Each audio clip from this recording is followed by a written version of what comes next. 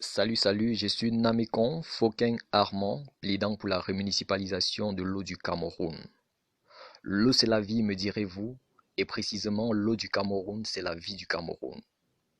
Et si nous nous contentons de cette base, comment s'imaginer un seul instant que notre vie puisse être confiée en des mains étrangères?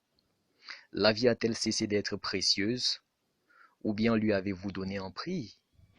Des rhétoriques comme celle-là, il en existe de façon interminable. Et nous nous y éterniserons s'il fallait se montrer exhaustif. L'eau n'est pas une marchandise, mais au contraire, c'est un droit universel pour tout citoyen, une propriété publique qui doit être gérée rationnellement pour répondre aux besoins des humains. La bonne gestion de l'eau, puisqu'il s'agit d'elle, est l'élément essentiel à la distribution d'une eau d'excellente qualité aux citoyens camerounais. L'amour du prochain existe bel et bien, mais êtes-vous prêt à admettre qu'une puissance étrangère puisse abandonner son pays déjà gangréné par ses propres insuffisances pour venir vous fournir une eau de qualité? Moi personnellement, je ne pourrais jamais y croire, même pas en rêve. Tenez, nous avons essayé un tel partenariat public-privé de 2008 à 2018 au Cameroun avec la privatisation de la SNEC au profit du duo camerounaise des eaux et Camwater. Les résultats ont parlé d'eux-mêmes.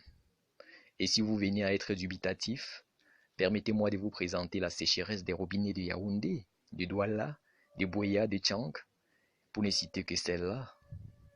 Permettez-moi également de vous afficher le cliché sombre des eaux rougeâtres des robinets du Bertois, des Bolova et même de Ngaoundéré, qui est pourtant la capitale régionale de la région Château d'Eau du Cameroun. Quel contraste, me direz-vous?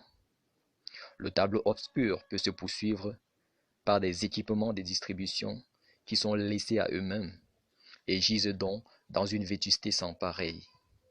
Alors comment s'étonner de rencontrer encore et encore des cas endémiques des maladies hydriques? Les populations rurales sont abandonnées et l'eau potable qui pourtant est un droit est redevenue un luxe pour ces dernières qui en paient les conséquences d'ordre sanitaire.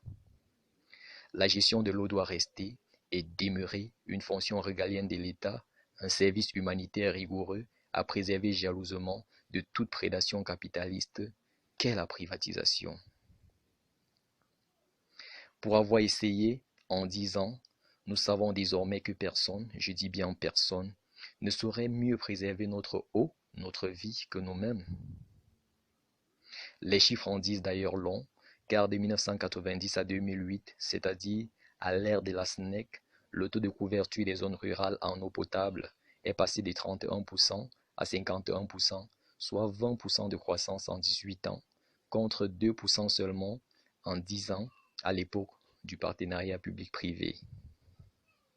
La privatisation pourrait dans une certaine mesure servir de transfert des technologies, mais à long terme, la nationalisation ou la renationalisation ou la remunicipalisation demeure la solution durable, moins coûteuse et plus humaine.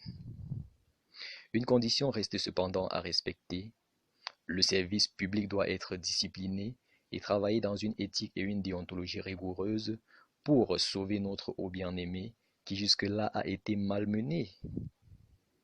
C'est donc à ce prix, oui, à ce prix, que l'eau, la vie des Camerounais, redeviendra optimale. Alors, je vous remercie.